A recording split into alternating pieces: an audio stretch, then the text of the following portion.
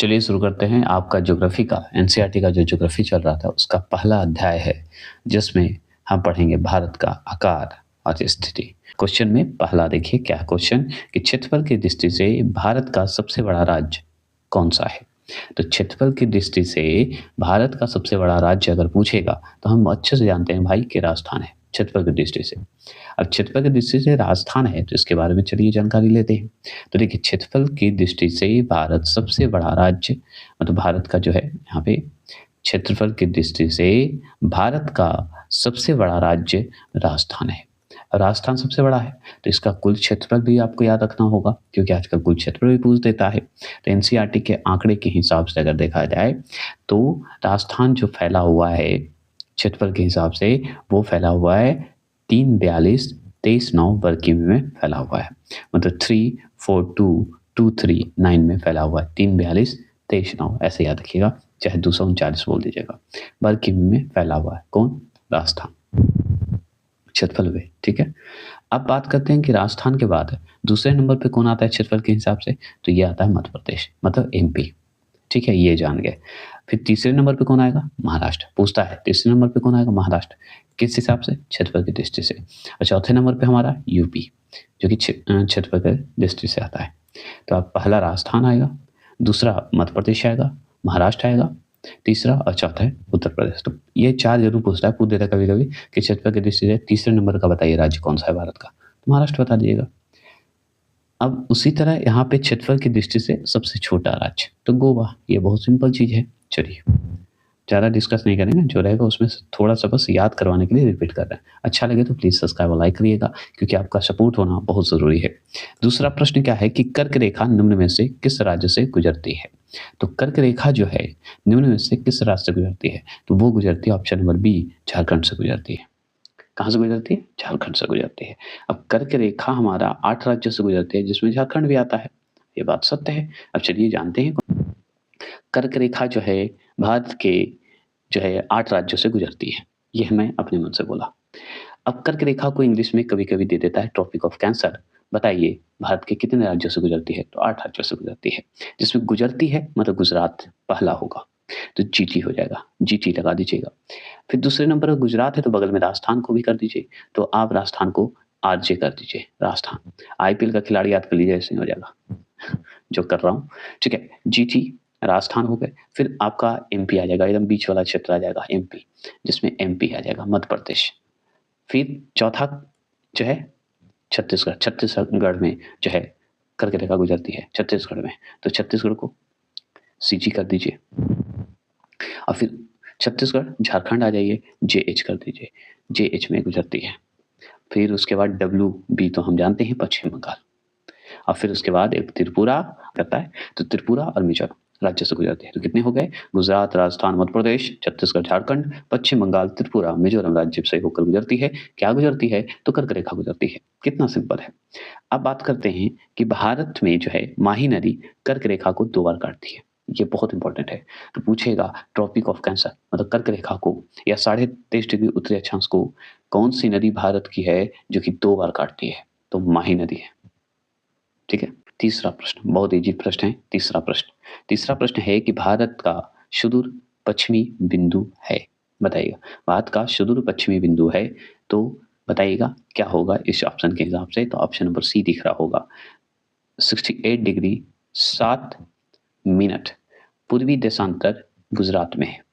ठीक है, अब ये तो आंसर आप पढ़ लिए, लेकिन इसके बारे में जानकारी लेते हैं है क्या ये, तो जानते हैं। तो सुनिए, भारत की मुख्य भूमि का सुदूर पश्चिम बिंदु जो है कितने डिग्री पूर्वी देशांतर है? तो 68 डिग्री 7 मिनट जो है आपका पूर्वी देशांतर है। पर याद रखना है गौरमोता, गौरमोता मतलब गुहार मोती, जो कि गुजरात में पड़ता है।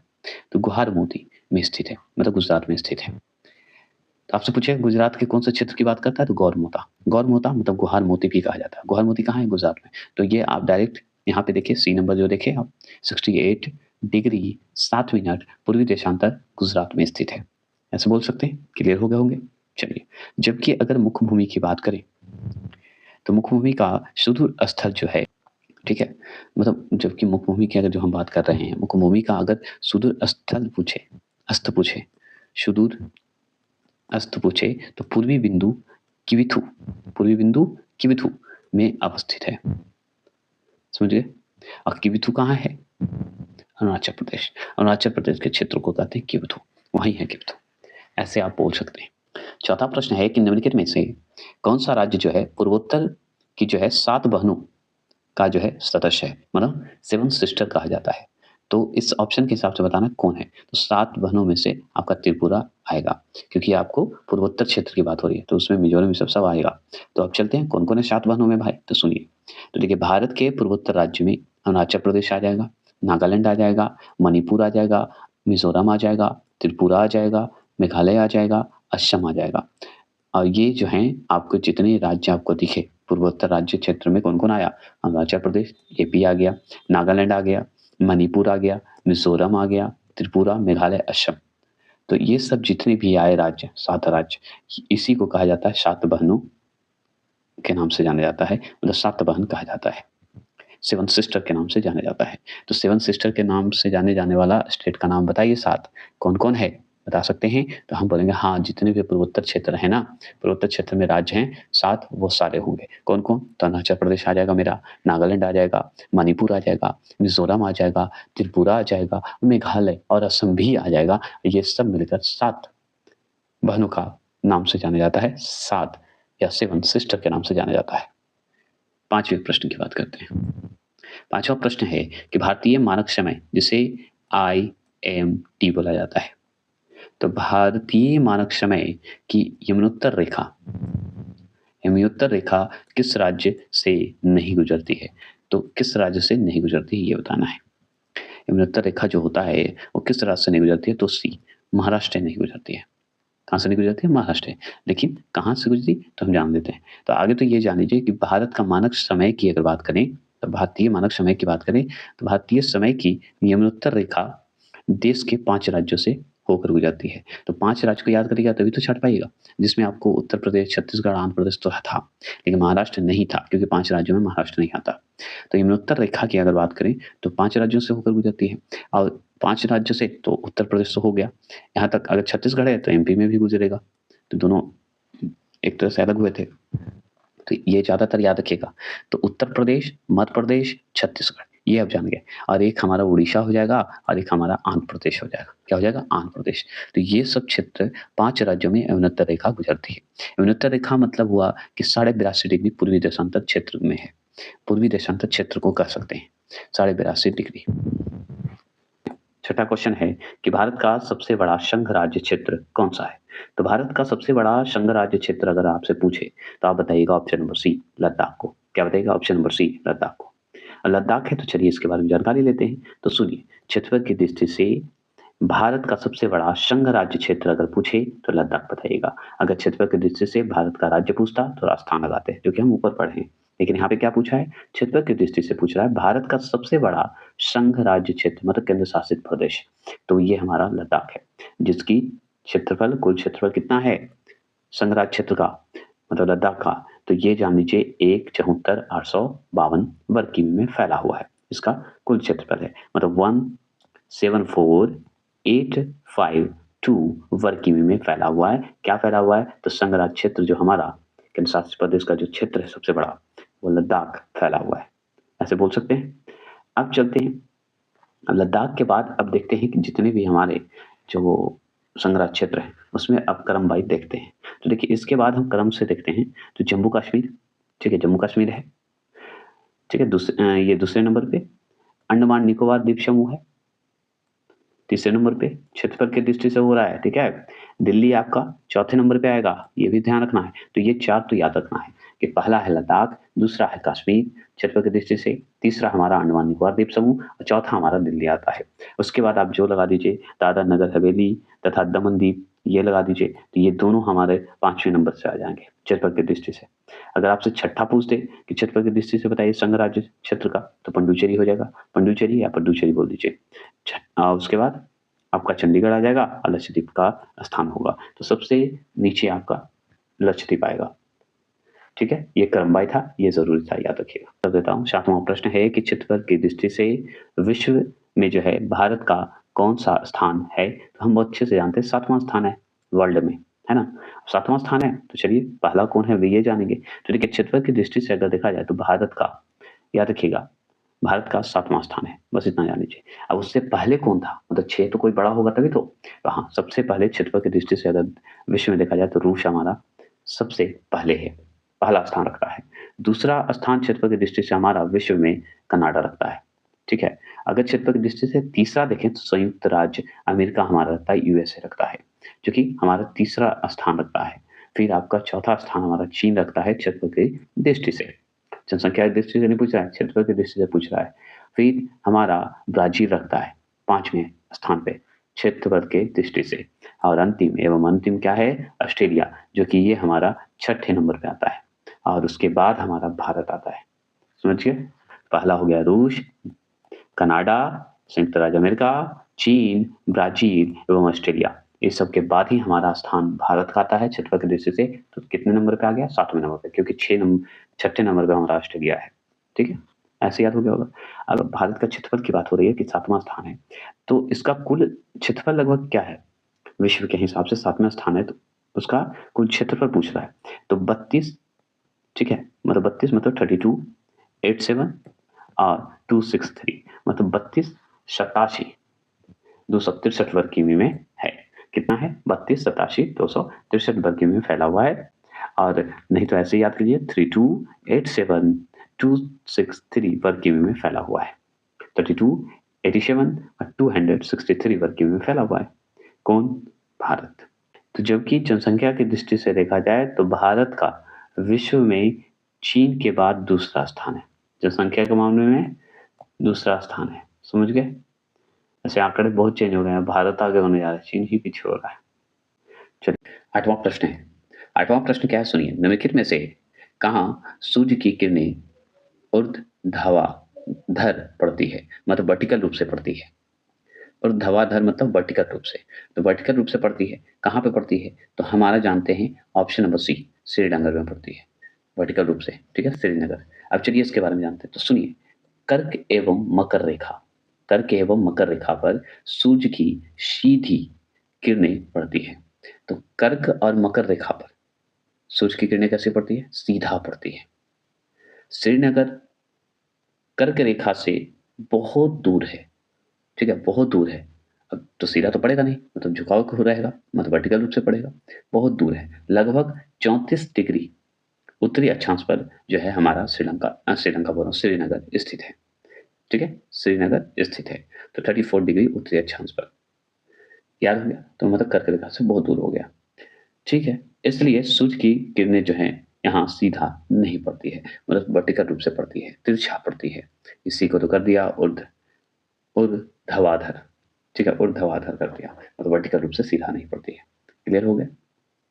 तो जो कर्क रेखा मकर रेखा पर रहेगी तो सूर्य की किरणें सीधा पड़ेगी, ऐसे याद रखेंगे, कोई दिक्कत नहीं ना। आगे बढ़े। 9वां प्रश्न क्या है सुनिए। 9वां क्वेश्चन है कि निम्नलिखित में से किस राज्य की सीमा म्यांमार से स्पर्श नहीं करती है, बताइएगा। निम्नलिखित में से किस राज्य की सीमा म्यांमार से स्पर्श नहीं करती है, तो वो हमारा ऑप्शन नंबर ए, असम से नहीं करती है। अब इसके बारे में आपको जानना होगा कि कौन कौन है भाई जो कि म्यांमार से टच करती है, तो ये डिटेल देखिए। म्यांमार की सीमा जो है भारतीय राज्य को जो है स्पर्श करती है। तो कौन कौन राज्य को स्पर्श करती है, भारत के कौन कौन राज्य को, म्यांमार की सीमा, तो हमारा भारत के राज्य की सीमा में अरुणाचल प्रदेश को स्पर्श करती है, मतलब टच करती है, नागालैंड को टच करती है, मणिपुर को टच करती है, मिजोरम को करती है और त्रिपुरा को करती है। तो आपसे पूछेगा कि म्यांमार की सीमा से, जो म्यांमार जो है उसकी सीमा के आसपास मेरा भारत का कौन सा राज्य है भाई, तो हम बताएंगे अरुणाचल प्रदेश है, नागालैंड है, मणिपुर है, मिजोरम है और त्रिपुरा है। ये जो आपका अरुणाचल प्रदेश जो देख रहे हैं, नागालैंड देख रहे हैं, मणिपुर मिजोरम देख रहे हैं, त्रिपुरा देख रहे हैं, मतलब 5 राज्य जो देख रहे हैं, ये स्पर्श करती है म्यांमार की सीमा से, जिसमें से 3 आपका दिया होता है, एक जो गलत है, असम नहीं था, क्योंकि 5 ही राज्य है जो कि टच करता है म्यांमार से, जिसमें आपको असम तो था नहीं, ठीक है। अब देखते हैं इसकी लंबाई कितनी है भाई, कितनी किमी लंबाई है ना, म्यांमार की सीमा से जुड़ा हुआ है, जिसमें अरुणाचल प्रदेश, नागालैंड, मणिपुर, मिजोरम और त्रिपुरा आ गया, तो 1643 किमी लंबी है, ठीक है। म्यांमार की सीमा जो है कितनी लंबी है? तो 1643 किमी लंबी है। क्लियर हो गया? अब 1643 कहने का मतलब हुआ कि 1643 किमी लंबी है। 10वां प्रश्न है कि संघ राज्य क्षेत्र पुडुचेरी की सीमा जो है किस राज्य के साथ स्पर्श नहीं करती है? लीजिए, संघ राज्य क्षेत्र मतलब केंद्र शासित प्रदेश वाला जो क्षेत्र पुडुचेरी है, पुडुचेरी बोलते हैं, उसकी सीमा किस राज्य के साथ स्पर्श नहीं करती है? किस राज्य के साथ? हमारा भारत का कौन सा राज्य स्पर्श नहीं करता है? ये पुडुचेरी का केंद्र शासित प्रदेश। तो ये हमारा कर्नाटक से स्पर्श नहीं करता है, क्योंकि तमिलनाडु, केरल और आंध्र प्रदेश से करता है पुडुचेरी। जानते हैं क्योंकि उसी क्षेत्र में है। अब इसके बारे में जानते हैं, तो सुनिए। पुडुचेरी मतलब पुडुचेरी संयुक्त रूप से माहे, ठीक है, आपका संयुक्त रूप से माहे, कराईकल, यनम, ठीक है, यनम तथा पुडुचेरी के साथ भारत का एक केंद्र शासित प्रदेश है, जो आंध्र प्रदेश, तमिलनाडु तथा केरल राज्यों के साथ अपनी सीमा बताता है। 11वां प्रश्न है। 11वां प्रश्न है कि भारत का क्षेत्रफल पाकिस्तान से लगभग कितना गुना अधिक है?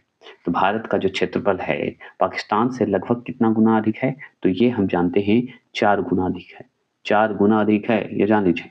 अब चलते हैं, जानते हैं तो कैसे 4 गुना है, तो सुनिए।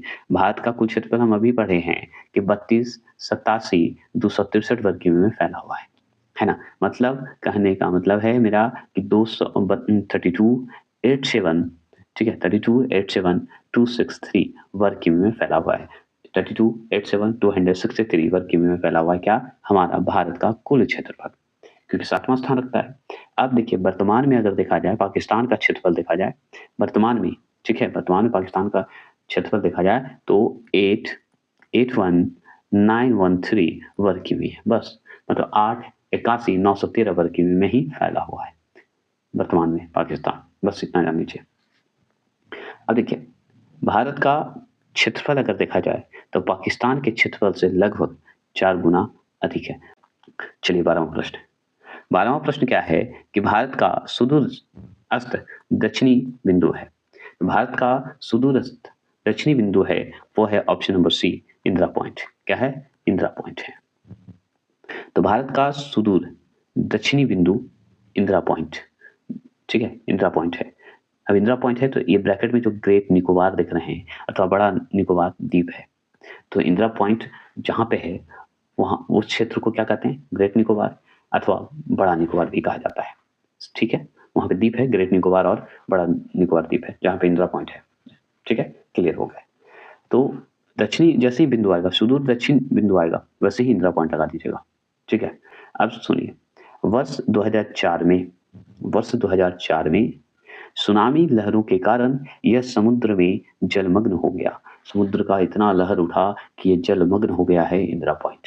1984 से मतलब 1984 से पहले इस बिंदु को याद रखिएगा, नाम से जाना जाता था। किस नाम से जाना जाता था?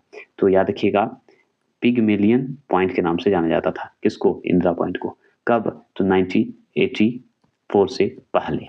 उसी को कहा जाता था पार्सन पॉइंट भी कहा जाता था। तो 2 नाम जान गए। इंदिरा पॉइंट के कितने नाम? 2 नाम हम अभी जाने हैं, पार्सन पॉइंट या पिगमेलियन पॉइंट कहा जाता है।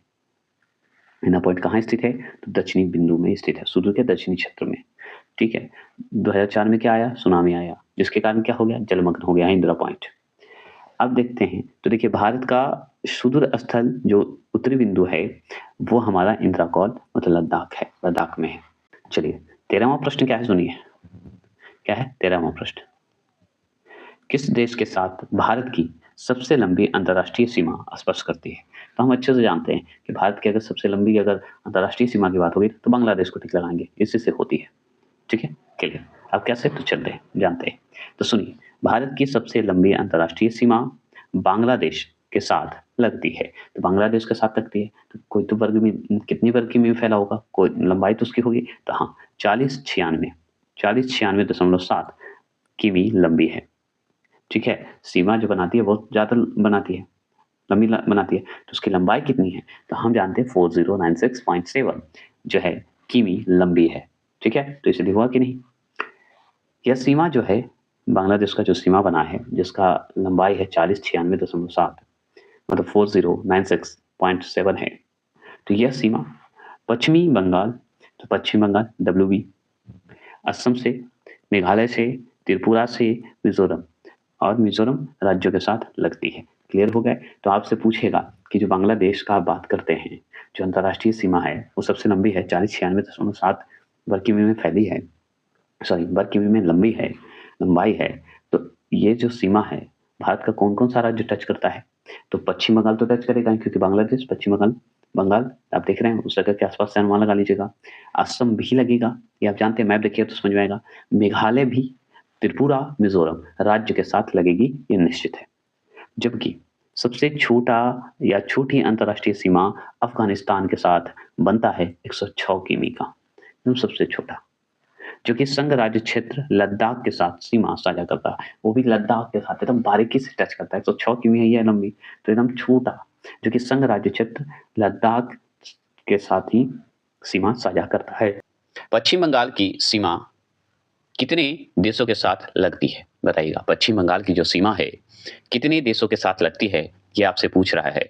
तो बताइए कौन होगा आंसर? तो ये है ऑप्शन नंबर सी, 3। पश्चिम बंगाल की सीमा कितने देशों से लगती है? तो 3। कौन कौन? चलिए देखते हैं।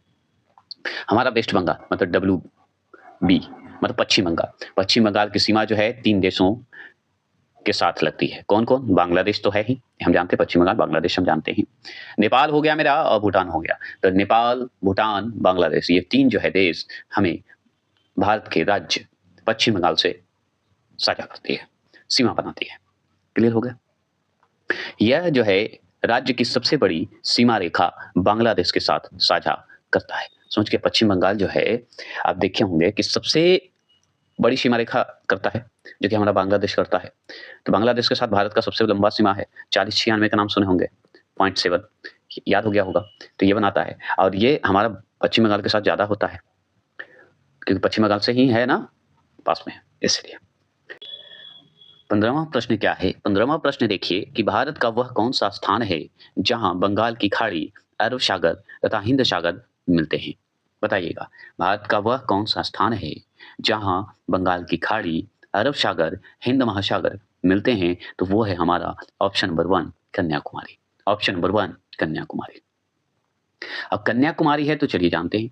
तो भारतीय मुख्य भूमि मतलब सुदूर वाले क्षेत्र को कहा जाता है। मुख्य भूमि की दक्षिणी सीमा, ठीक है, दक्षिणी सीमा पर तमिलनाडु राज्य में स्थित कन्याकुमारी वह स्थान है जहां बंगाल की खाड़ी, अरब सागर, हिंद महासागर आपस में मिलते हैं। आपको सागर माध्यम होगा, बंगाल की खाड़ी, एक तो बंगाल की खाड़ी होगी, अरब सागर होगा और हिंद महासागर, जो कि आपस में मिलते हैं तीनों, बंगाल, अरब और हिंद महासागर आपस में मिलते हैं, जो कि कहाँ पे? कन्याकुमारी में। कन्याकुमारी कहाँ है, किस राज्य में भारत का? तो तमिलनाडु में पड़ता है, और तमिलनाडु दक्षिण दिशा में है, दक्षिण की सीमा में है। क्लियर हो गए? 16वां प्रश्न है, 16वां प्रश्न की बात करते हैं। 16वां प्रश्न क्या है कि भारत के निम्नलिखित राज्यों के समूहों में से कौन सा समूह जो है पाकिस्तान से सीमा बनाता है? बताइएगा, भारत के निम्नलिखित राज्यों के समूहों में से कौन सा समूह जो है पाकिस्तान से सीमा बनाता है? तो पाकिस्तान से सीमा बनाता है, बताइए बताइए क्या होगा? इसका आंसर का जवाब दीजिए। तो आप ध्यान रखना है, हमारा जो है पंजाब बनाता है, भारत का जो राज्य है पंजाब, वो पाकिस्तान के साथ सीमा बनाता है। जम्मू कश्मीर बनाता है, जो कि अब ये जम्मू कश्मीर हमारा केंद्र शासित प्रदेश हो गया है। लद्दाख बनाता है, ये भी हमारा केंद्र शासित प्रदेश हो गया। राजस्थान बनाता है और गुजरात बनाता है। ये जो है आपका राज्य पाकिस्तान के साथ सीमा बनाता है, जिसमें अब 2 केंद्र शासित प्रदेश हो गए हैं, जिसमें जम्मू कश्मीर और लद्दाख। क्लियर हो गए? तो आप कंफ्यूज मत करिएगा। आपसे ये भी पूछ सकता है कि भारत के निम्नलिखित राज्य के समूहों में कौन सा समूह जो है पाकिस्तान से सीमा बनाता है? राज्य तो पंजाब, राजस्थान, गुजरात, 3 बता दीजिएगा। अगर बोलेगा टोटल कितने, तो बताइएगा पंजाब, जम्मू कश्मीर, लद्दाख, राजस्थान, गुजरात, मतलब आपका 5। लेकिन अगर पूछ दे कि केंद्र शासित प्रदेश कितने सीमा बनाते हैं, भारत के कौन सा केंद्र शासित प्रदेश है जो कि पाकिस्तान के साथ सीमा बनाता है? तो जम्मू कश्मीर, लद्दाख, क्योंकि अब चेंज हो गया है ना। चलिए, ये हम जान गए। अब यहाँ पे चलिए बताते हैं। ऐसे उतना पूछेगा नहीं, लेकिन मैंने क्लियर कर दिया। तो भी भारतीय राज्य की बात करते हैं, तो भारतीय राज्य में पंजाब हो गया, जम्मू कश्मीर हो गया, लद्दाख हो गया, राजस्थान तथा गुजरात पाकिस्तान के साथ अंतर्राष्ट्रीय सीमा बनाता है, अंतर्राष्ट्रीय सीमा ही बनाता है। तो आपसे ये भी डायरेक्ट पूछ सकता है, जरूरी नहीं कि जो मैंने बोला वही, लेकिन पूछ दे तो हो सकता है ना। तो ये ध्यान रखना है। अब देखिए, जिसे रेड क्लिफ सीमा रेखा कहा जाता है, तो जो सीमा बनाती है उस सीमा रेखा को क्या कहते हैं? रेड क्लिफ सीमा रेखा। इसलिए बोला जाता है भारत और पाकिस्तान की सीमा रेखा को क्या कहते हैं? Red Cliff. तो याद रखिएगा कि रेड क्लिफ सीमा रेखा जो है, कहा जाता है, इस सीमा रेखा की निर्धारण कब हुआ था, इस सीमा की स्थापना कब की गई? तो 17 अगस्त 1947 को किया गया था। किसकी अध्यक्षता में की गई थी? कौन था? तो वही रेड क्लिफ ही था, जिसका सर पूरा नाम सर सिरिल रेडक्लिफ है। ठीक है, जान गए? इसी की अध्यक्षता में गठित की गई थी, जिससे रेड क्लिफ समिति की अनुशंसा के आधार पर हुआ था। तो आपसे पूछेगा रेड क्लिफ सीमा रेखा, तो रेड क्लिफ सीमा रेखा रेड क्लिफ के नाम पे हुआ था, क्योंकि वही अध्यक्षता कर रहा था, और ये रेड क्लिफ समिति के नाम से भी जाना जाता, उसी की अनुशंसा पे हुआ था, और 17 अगस्त 1947 को हुआ था। क्लियर हो गया। 17वां प्रश्न क्या है, सुनिए। निम्नलिखित संघ शासित क्षेत्रों में सबसे छोटा कौन सा है? मतलब क्षेत्रफल के हिसाब से पूछ रहा है, क्षेत्रफल के हिसाब से सबसे छोटा कौन सा है? तो हम जानते हैं लक्षद्वीप, हम पढ़ चुके ऊपर, है ना, लक्षद्वीप। अब इसके बारे में जानते हैं, तो सुनिए। क्षेत्रफल की दृष्टि से सबसे छोटा संघ शासित क्षेत्र मतलब केंद्र शासित प्रदेश, वो है हमारा लक्षद्वीप। कितने वर्ग किमी में है? तो 32 वर्ग किमी में है। समझ गए? ये क्लियर हो गया। और इसका अगर क्षेत्रफल मात्र बोले तो 32 वर्ग किमी में है, जो कि हम यहाँ पढ़ चुके हैं।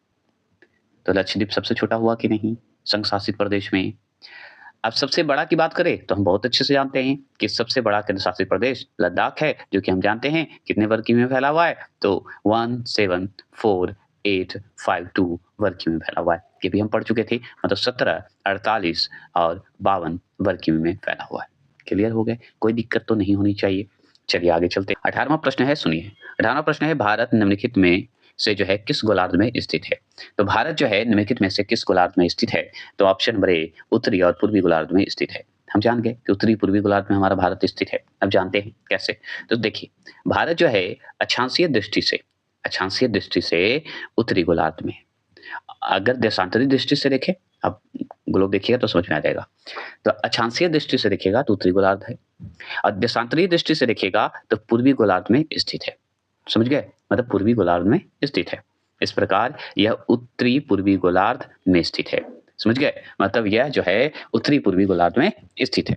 इसका अगर अक्षांशीय विस्तार की बात करेंगे, किसका करेंगे? इसका अक्षांशीय विस्तार की बात करेंगे तो 8 डिग्री 4 मिनट उत्तरी अक्षांश से, याद रखिएगा, उत्तरी अक्षांश से लेके 37 डिग्री 6 मिनट उत्तरी अक्षांश, तथा देशांतरीय का विस्तार देखेंगे तो 68 डिग्री 7 मिनट पूर्वी देशांतर से लेके 97 डिग्री 25 मिनट पूर्वी देशांतर के मध्य है। क्लियर? चलिए 19वां प्रश्न की बात करते हैं। 19वां प्रश्न है कि निम्नलिखित में से किस राज्य के तीनों ओर से बांग्लादेश की सीमा लगी है? बताइएगा, तीनों ओर से। तो हमारा जानते हैं डी त्रिपुरा। क्या है? डी त्रिपुरा। क्लियर हो गए? तो आपसे अगर पूछेगा तीनों ओर से बांग्लादेश की सीमा लगी है, तो हम लगाएंगे त्रिपुरा। त्रिपुरा तीनों तरफ से बांग्लादेश की सीमा बनाती है, टच करता है मतलब बांग्लादेश को। कैसे? तो चलिए देखिए, त्रिपुरा राज्य के जो है तीनों ओर से बांग्लादेश की सीमा लगी हुई है। ठीक है, तीनों ओर से बांग्लादेश की सीमा लगी हुई है। त्रिपुरा अगर बात करें, त्रिपुरा के अतिरिक्त और बात करें कि बांग्लादेश से कौन कौन सा बनाता है, तो हम बताएंगे मिजोरम, मेघालय, पश्चिम बंगाल तथा असम सीमा भी बांग्लादेश से स्पर्श करती है, बांग्लादेश को टच करती है। ठीक है, अगरतला जो है त्रिपुरा राज्य की राजधानी है, ये हम अच्छे से जानते हैं। चलिए 20वां प्रश्न को देखते हैं। 20वां प्रश्न क्या है, सुनते हैं। निम्नलिखित कथनों में से कौन सा कथन जो है सत्य है?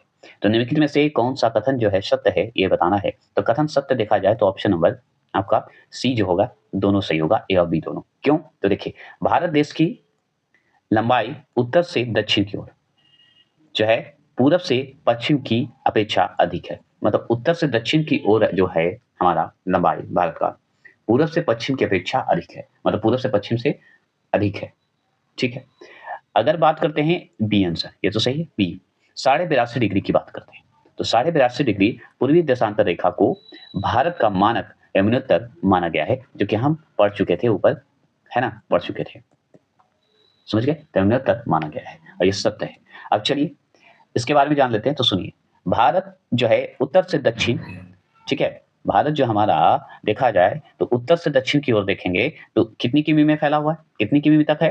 तो ये 32-14 किमी में है, मतलब 3214 किमी में है ना। तो आप 3214 किमी बता दीजिएगा, उत्तर से दक्षिण की ओर है, याद रखना है। मतलब लंबाई है, विस्तृत है।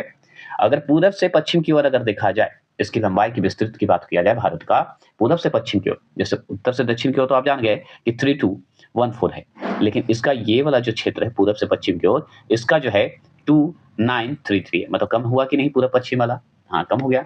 तो 2933 जो है किमी की लंबाई में जो है विस्तृत है हमारा भारत, पूरब से पश्चिम की ओर, तो कम हुआ।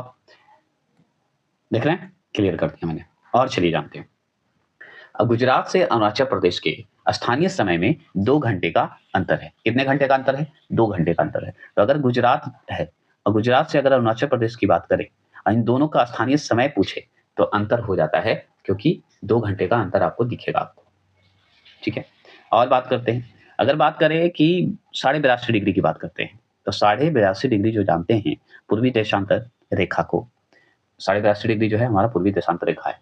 ठीक है, अब पूर्वी देशांतर रेखा को भारत का मानक देशांतर रेखा माना जाता है, या देशांतर रेखा कहिए, मानक यमुनोत्तर रेखा भी बोल सकते हैं, क्योंकि वही है 82.5 डिग्री, जो उत्तर प्रदेश से मिर्जापुर से गुजरती है। कहां से गुजरती है? उत्तर प्रदेश, यूपी से, यूपी के मिर्जापुर से गुजरती है, ये आप जानते हैं। तो इसे आप भारत का मानक देशांतर रेखा भी बोल सकते हैं, या भारत का मानक यमुनोत्तर रेखा भी बोल सकते हैं, जो कि 82.5 डिग्री जो है पूर्वी देशांतर के क्षेत्र में है। तो आपसे पूछेगा कहां से गुजरती है? तो मिर्जापुर। ठीक है, 21 क्वेश्चन नंबर, अधिकतम राज्यों के साथ सीमा स्पर्श करने वाले राज्य का क्या नाम है? मतलब क्या नाम है ये पूछ रहा है। तो वो है हमारा उत्तर प्रदेश, इसे ही टच करता है ना। चलिए, भारत के ही राज्य की बात हो रही है जिसमें 28 राज्य हैं, है ना। चलिए, केंद्र शासित प्रदेश भी टच करता है, दिल्ली है ना, ये आप जानते हैं। तो चलिए, उत्तर प्रदेश राज्य की सीमा सर्वाधिक राज्यों को स्पर्श करती है, जिसमें 8 राज्य को तो स्पर्श करती ही है, एक केंद्र शासित प्रदेश को भी स्पर्श करती है। कौन? उत्तर प्रदेश। जिसमें अगर राज्य की बात करें तो हमारा बिहार टच करता है, झारखंड टच करता है, मतलब यूपी से सटता है ना। छत्तीसगढ़ आपका हो गया, छत्तीसगढ़ है तो मध्य प्रदेश भी होगा भाई, क्योंकि छत्तीसगढ़ मध्य प्रदेश एक ही था, वो अलग हुआ है। तो जब छत्तीसगढ़ स्पर्श करेगा तो मध्य प्रदेश भी स्पर्श करेगा, टच करेगा। बिहार झारखंड तो है ही, क्योंकि बिहार से अगर बिहार से दिल्ली की ओर जाना है तो आपको भाई यूपी होते हुए जाना है, झारखंड को भी जाना है तो यूपी होते हुए जाना है। उसी तरह छत्तीसगढ़ मध्य प्रदेश भी आपका टच करता है। अब मध्य प्रदेश है तो उत्तर प्रदेश हरियाणा भी टच करता है, ये आप भी जानते हैं। अब हरियाणा टच करेगा तो राजस्थान भी टच करेगा, उसी के आसपास है। अब हरियाणा हो गया, राजस्थान हो गया, तो हमारा हिमाचल प्रदेश को कैसे छोड़ेंगे? हिमाचल प्रदेश भी तो टच करेगा। तो 8 राज्य हो गए कि नहीं? 8 राज्य हमारे किससे टच करते हैं? उत्तर प्रदेश से टच करते हैं। भारत का राज्य जो है उत्तर प्रदेश राज्य से सीमा बनाती है, स्पर्श करती है। एक केंद्र शासित प्रदेश है, याद रखिएगा। और एक और, हाँ, उत्तराखंड को मैंने भूल गया। उत्तराखंड, उत्तर प्रदेश, ये सबसे इंपॉर्टेंट, ये तो मैंने भूल ही गया था। 8वें नंबर का ये है उत्तराखंड, क्योंकि उत्तर प्रदेश से अलग हुआ था उत्तराखंड, तो उत्तराखंड को कैसे भूल सकते हैं? तो उत्तराखंड, ध्यान नहीं दिए थे यहाँ पे, सॉरी, उत्तराखंड। तो आपके हो गए बिहार, झारखंड, छत्तीसगढ़, मध्य प्रदेश, हरियाणा, राजस्थान, हिमाचल प्रदेश और उत्तराखंड। ये हमारे उत्तर प्रदेश की सीमा से टच करता है। और बात करें तो केंद्र शासित प्रदेश की बात करें तो हमारा सिर्फ दिल्ली जो है स्पर्श करती है उत्तर प्रदेश से, क्योंकि दिल्ली जाना है तो उत्तर प्रदेश से होते हुए जाना है। क्लियर हो गया होंगे। अब बात करते हैं, जब उत्तर प्रदेश की बात करें तो अंतरराष्ट्रीय सीमा तो भी बनाता होगा, तो अंतरराष्ट्रीय सीमा किसके साथ बनाता है? तो याद रखिएगा, उत्तर प्रदेश देखा जाए तो यह जो है राज्य, जो उत्तर प्रदेश है, नेपाल के साथ अंतरराष्ट्रीय सीमा साझा करता है। जैसे बिहार हमारा नेपाल के साथ साझा करता है, तो उसी तरह उत्तर प्रदेश भी नेपाल के साथ अंतरराष्ट्रीय सीमा साझा करता है। 22वां प्रश्न की बात करें तो 22वां प्रश्न में क्या है कि भारत में सबसे छोटा दिन कब होता है? तो भारत में सबसे छोटा दिन पूछे तो हम बताएंगे 22 दिसंबर को छोटा दिन होता है। भारत में सबसे छोटा दिन 22 दिसंबर को होता है। कब होता है? 22 दिसंबर को होता है, क्योंकि 22 दिसंबर को सूर्य मकर रेखा पर लंबवत चमकता है। क्या चमकता है? लंबवत चमकता है। इस स्थिति को क्या कहते हैं पता है? शीत अयनांत कहते हैं, अयनांत कहते हैं, ठीक है, अयनांत कहते हैं, ठीक है, विंटर सॉल्स्टिस कहते हैं। ये हो गया। इस समय जो है उत्तरी गोलार्ध में जो है दिन छोटा तथा रातें बड़ी होती है। तो ये जो आप दिन छोटा जानते हैं ना, तो रात तो बड़ा होगा तभी तो दिन छोटा होगा।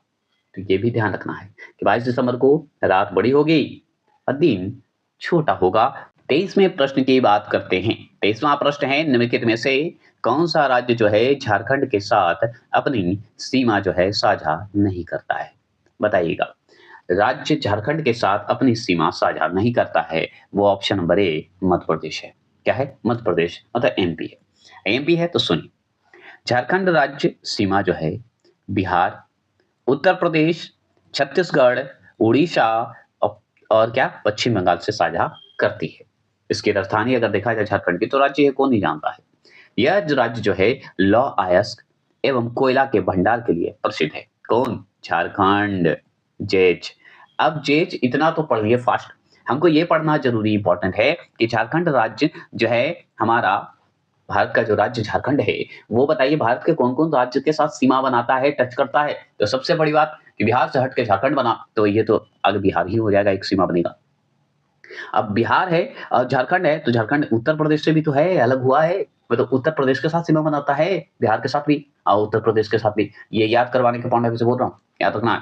और झारखंड की और बात करें तो छत्तीसगढ़। इसमें ही एक अंतर है कि आपको एमपी नहीं दिखेगा, मध्य प्रदेश नहीं रहेगा, क्योंकि मध्य प्रदेश के साथ साझा झारखंड नहीं करता है, लेकिन छत्तीसगढ़ के साथ साझा करता है, सीमा स्पर्श करता है।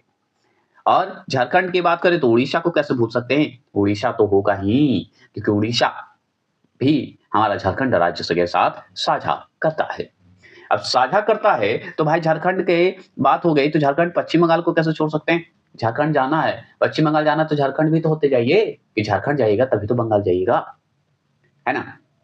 ये हो गया। तो क्लियर हो गए?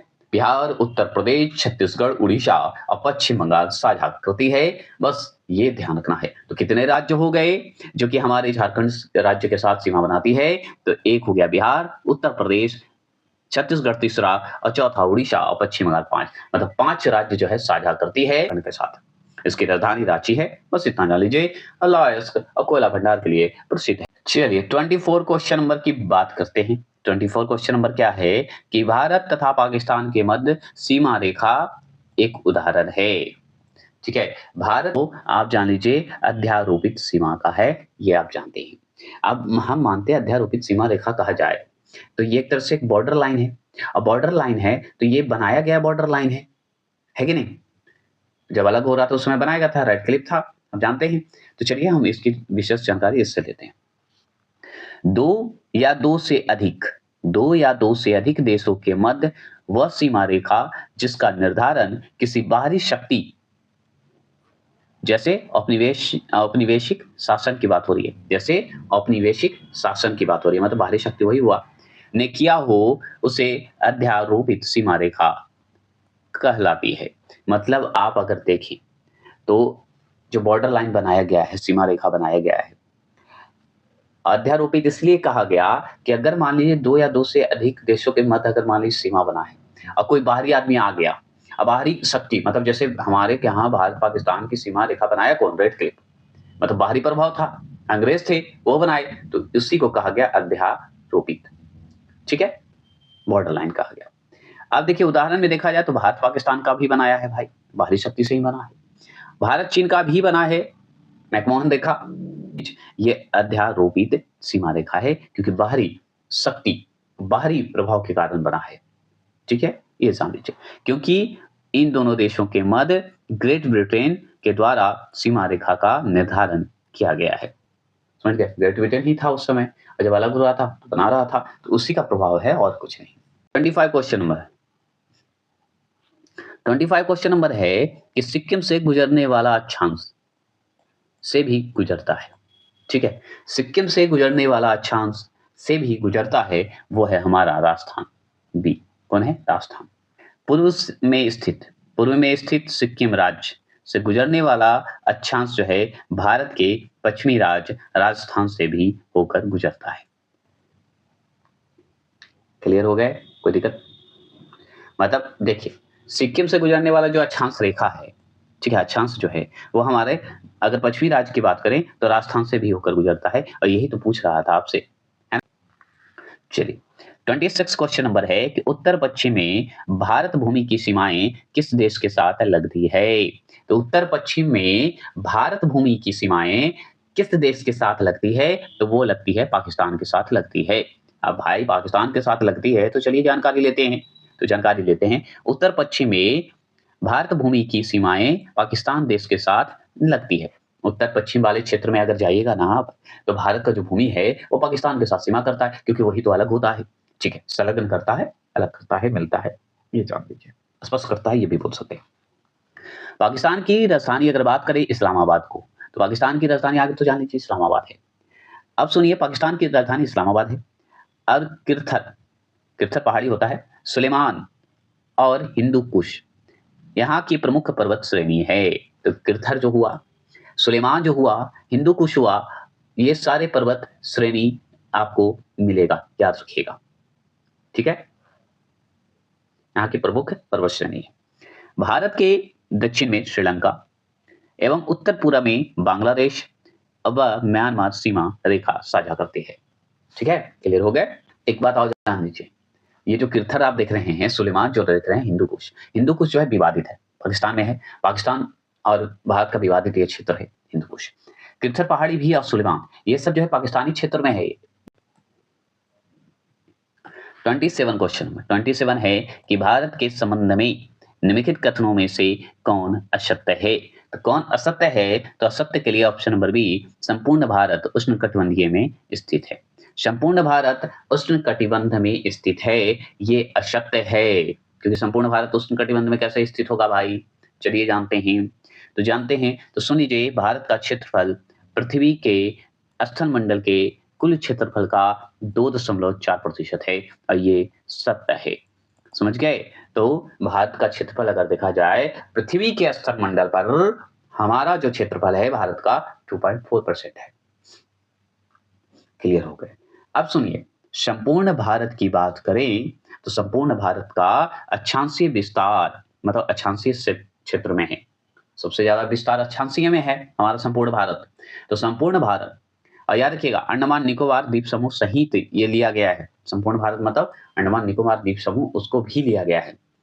संपूर्ण जो है अक्षांशीय विस्तार है। अक्षांशीय विस्तार मतलब 6 डिग्री 45 मिनट उत्तरी अक्षांश से 37 डिग्री 6 मिनट उत्तरी अक्षांश के मध्य है, जबकि उष्णकटिबंधीय का विस्तार 23 डिग्री 30 मिनट मतलब 23.5 डिग्री उत्तरी अक्षांश से 23.5 डिग्री दक्षिणी अक्षांश है। क्लियर हो गए। इस प्रकार भारत का विस्तार उत्तरी अक्षांशीय के जो है उष्णकटिबंधीय एवं उपोष्णकटिबंधीय क्षेत्र में है।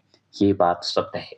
समझ गए। मतलब उष्णकटिबंधीय क्षेत्र में तो मैं मान गया कि था, लेकिन उपोष्णकटिबंधीय क्षेत्र में भी है, ये जान लीजिए, और ये उत्तरी अक्षांश के क्षेत्र में है संपूर्ण।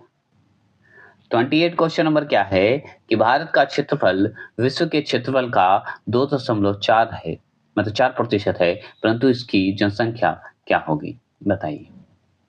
भारत का क्षेत्रफल विश्व के क्षेत्रफल का 2.4% है, परंतु इसकी जनसंख्या क्या है। ऑप्शन नंबर बी, संपूर्ण मानव जाति का 17% है।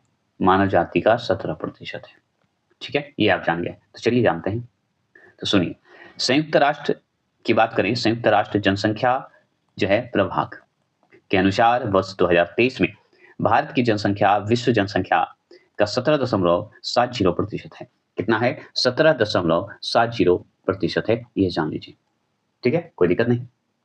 अब बात करते हैं संयुक्त राष्ट्र जनसंख्या कोष के जो है नवीनतम आंकड़ों के अनुसार 2023 में भारत की जनसंख्या 142.86 करोड़ है। समझ गए। 142.86 करोड़ हमारा जनसंख्या है 2023 के हिसाब से, आंकड़े के हिसाब से आपको बताया जा रहा है। इस प्रकार भारत चीन, ठीक है, भारत चीन को पीछे छोड़ते हुए विश्व की सबसे अधिक आबादी वाला देश बन गया है। समझ गए। 142.57 जो है 57 जो है आपका चीन का जनसंख्या है, इतना करोड़। अब चलिए 29 क्वेश्चन नंबर की अगर बात करें, निम्नलिखित जोड़ों में से कौन सा जोड़ा सही नहीं है। तो निम्नलिखित में से कौन सा जोड़ा जो है आपका सही नहीं है, तो वो हमारा डी नंबर दिख रहा होगा। भारत में राज्यों की संख्या 26 है, यही तो गलत है। 28 की जगह पे 26 दिया है, तो इसको तो कोई भी छाट सकता है इजी वे में, है ना। बस ध्यान से देखने की जरूरत है। अब चलिए इसे भी हम देखते हैं। तो भारत का भौगोलिक क्षेत्रफल की अगर बात करें तो 3.28 मिलियन वर्ग किमी है। ठीक है, वर्ग किमी है। तो आपसे पूछेगा कि भारत का भौगोलिक क्षेत्रफल तो बताइए। अष्टमंडल मतलब कहने का मतलब सुनिए कि भारत का आप तो ये जान गए कि स्थलमंडल में जो है 2.4% है ना, पृथ्वी के क्षेत्र में फैला हुआ भारत। लेकिन भौगोलिक क्षेत्रफल के हिसाब से हमारे भारत का क्या बताइए स्थिति क्या है? तो ये है कि 3.28 मिलियन वर्ग किमी में है। अब 3.28 है मतलब वर्ग किमी बताइए कितना है? तो ये हमारा 32.87 लाख वर्ग किमी में फैला हुआ है। मिलियन में 3.28 है, लेकिन लाख में पूछेगा तो 32.87 होगा। क्लियर हो गए? कोई दिक्कत नहीं होना चाहिए। अब सुनिए और भी बात करते हैं। तो भारत की मुख्य भूमि की बात करेंगे। तो भारत की मुख्य भूमि का अक्षांशीय विस्तार की अगर बात करें तो अक्षांशीय विस्तार हम अच्छे से जानते हैं कि 8 डिग्री 4 मिनट जो है 4 मिनट उत्तरी अक्षांश से लेके 37 डिग्री 6 मिनट उत्तरी अक्षांश तक जो है विस्तृत है, फैला हुआ है, स्थित है। ये बोल सकते हैं। अगर और बात करें तो देशांतरी विस्तार भी तो देखना पड़ेगा। अक्षांशीय विस्तार हम भारत की मुख्य भूमि का अक्षांशीय विस्तार तो हम जान गए कि 8 डिग्री 4 मिनट उत्तरी अक्षांश से लेके 37 डिग्री 6 मिनट उत्तरी अक्षांश तक है। लेकिन देशांतरीय विस्तार की अगर बात करें तो 68 डिग्री 7 जो है मिनट पूर्वी देशांतर से लेकर हमारा 97 डिग्री 25 मिनट पूर्वी देशांतर तक विस्तृत है, पूर्वी देशांतर तक है। तो इसका देशांतरीय विस्तार अगर पूछे तो बताएगा 68 डिग्री 7 मिनट पूर्वी देशांतर से लेकर 97 डिग्री 25 मिनट पूर्वी देशांतर में है ना, ये जान गए। और चलिए जानते हैं। तो सुनिए, भारत की स्थलीय सीमा लगभग जो है 15,200 किमी है, 15,200 किमी है ना। और बात करते हैं तो अंडमान निकोबार सहित मुख्य भूमि के समुद्री तट की लंबाई अगर पूछे, अंडमान निकोबार समुद्र है ना, अंडमान निकोबार में समुद्र है, पानी है, तो उसी के हिसाब से उसको भी लेके चलिए। जितने मुख्य भूमि का समुद्र तट है उसकी लंबाई पूछ रहा है तो आप बताइएगा 7,516.6 किमी है। कोई दिक्कत नहीं होनी चाहिए। चलिए तीसरा प्रश्न की बात करते हैं। तीसरा प्रश्न है कि भारत की निम्नलिखित नदियों में से कौन सी नदी कर्क रेखा को 2 बार पार करती है? तो हम अच्छे से सबसे ऊपर पढ़ चुके हैं कि 8 राज्यों के तो गुजरती ही है कर्क रेखा, लेकिन 2 बार काटने वाली नदी एक ही है, वो है माही नदी, महेंद्र सिंह धोनी, है ना। तो माही नदी, तो ये माही नदी ही जो है 2 बार काटती है कर्क रेखा। ये फन के लिए मैंने बोल दिया कि कर्क रेखा, महेंद्र सिंह का नाम भी माही है, तो माही नदी कर्क रेखा को 2 बार काटती है, ऐसे याद कर सकते हैं। ये फन के लिए मैंने बोला है, जोक पे ले सकते हैं। आगे बात करते हैं। तो माही नदी जो है कर्क रेखा को 2 बार पार करती है। कितनी बार पार करती है? 2 बार पार करती है माही नदी कर्क रेखा को, मतलब 2 बार काटती है, पार करती है, जो आप अर्थ लगा सकते हैं। आगे चलते हैं। यह पश्चिम भारत की ओर बहने वाली 5वीं नदियों में से एक है। मतलब पश्चिम भारत की ओर बहने वाली ये नदी है, समझ गए। अब पश्चिम भारत में बहने वाली 5 नदी है, 5 नदियों में से एक माना गया है माही नदी को। ठीक है, ये भी हम जानते हैं। जैसे अन्य नदी का नाम बता देते हैं जो कि पश्चिमी भारत में बहती है, जिसमें 5 नदियों में से एक है हमारा माही। तो और नदियों के बारे में, 4 के नदी के बारे में जान लीजिए, जिसमें अन्य नदियां हैं ताप्ती नदी, साबरमती नदी, लूनी नदी और नर्मदा नदी। ये 4 नदी और है जो कि पश्चिम भारत में बहती है, पश्चिम भारत की ओर बहती है, सॉरी, पश्चिम भारत की ओर बहती है। अब देखिए माही नदी का उद्गम स्थल, माही नदी जब कर्क रेखा को काटती है 2 बार तो कोई तो खास बात है। तो इसका उद्गम कहाँ हुआ, कहाँ से ये पैदा हुआ? तो माही नदी का उद्गम अगर बोले तो विंध्याचल के या विंध्याचल की पहाड़ियों में मेहद झील से होता है। ठीक है, विंध्याचल की पहाड़ियों में मेहद झील से उत्पन्न होता है, उद्गम होता है, जहां से उत्तर पश्चिम की ओर प्रवाहित होते हुए राजस्थान, तत्पश्चात दक्षिण पश्चिम की ओर गुजरात में प्रवेश करती है। मतलब राजस्थान से प्रवाहित होती है और दक्षिण पश्चिम क्षेत्र वाले गुजरात में जाके प्रवेश कर जाती है। इसका मुहाना अरब सागर में स्थित खंबात की खाड़ी में है। इसका मुहाना मतलब गिरती कहाँ है? खंबात की खाड़ी में। हम जान गए। अब सोचिए राजस्थान भी कर्क रेखा गुजरती है, राजस्थान में, गुजरात में भी, तो 2 बार काटा कि नहीं भाई? काटा कि नहीं माही नदी कर्क रेखा को? तो काटा, क्योंकि प्रवाहित होता है राजस्थान में और प्रवेश कैसे करता है? गुजरात में, तो काटा कि गुजरात। क्लियर? ऐसे याद कर सकते हैं कि नहीं? कर सकते हैं आप, ठीक है। तो ये आपका क्लियर हो गया। अब चलिए 31वां प्रश्न की बात करते हैं। 31वां प्रश्न क्या है सुनिए।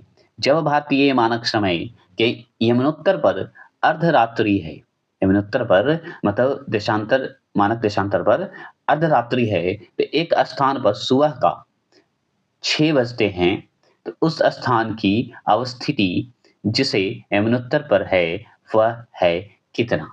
बताइएगा। तो हम जानते हैं कि यमुनोत्तर पर अगर जाना जाए अवस्थिति के अगर हिसाब से करें, स्थिति के हिसाब से देखें, तो जिस यमुनोत्तर पर है, वह क्या है बताइएगा? तो वो होगा 172 डिग्री 30 मिनट पूरब में होगा।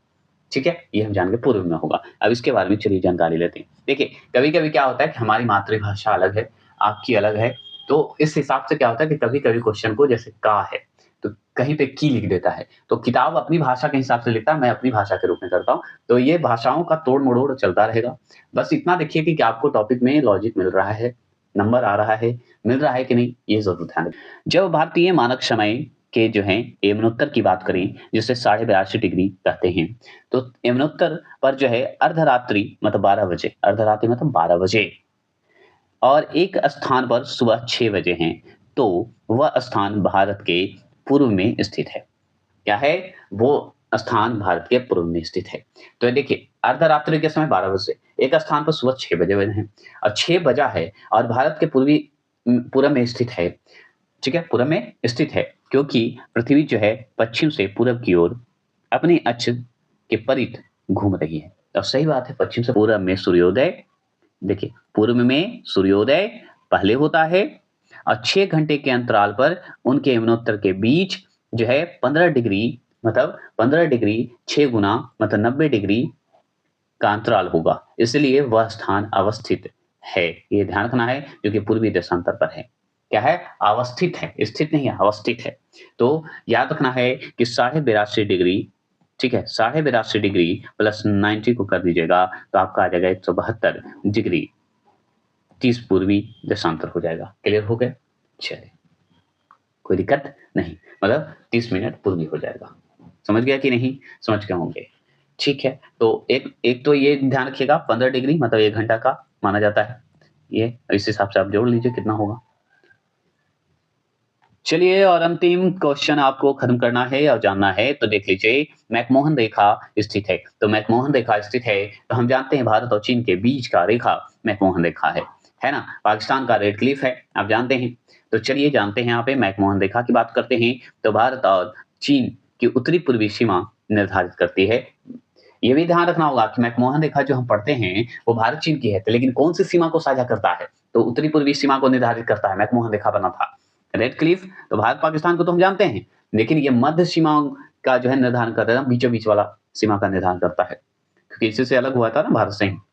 और डुरंड रेखा की बात करें, डुरंड रेखा भारत अफगानिस्तान, जो कि अब जाके अफगानिस्तान पाकिस्तान हो गया है, ये ध्यान रखना है। जो कि अभी भी मानता है भारत अपना कि भारत अफगानिस्तान है, लेकिन अफगानिस्तान पाकिस्तान का हो गया ये डुरंड रेखा। ठीक है, लेकिन एनसीईआरटी अभी भी मानता है कि भारत अफगानिस्तान, तो हम एनसीईआरटी को मानेंगे भाई। और ये मध्य सीमा को निर्धारण करता है, ये जरूर ध्यान रखना है। ठीक है, तो चलिए ये हो गए आपके भारत की स्थिति और आकार समाप्त। तो मिलते हैं फिर नेक्स्ट वीडियो में। ज्योग्राफी का लगातार चलेगा, जोश और एनर्जी के साथ चलेगा। जय हिंद, जय भारत। आप हैं तभी हम हैं, ये हमेशा याद रखिएगा, क्योंकि आप नहीं तो हम नहीं, ये आप जानते हैं। आप मेरे बिना रह सकते हैं, मगर मैं आपके बिना नहीं रह सकता।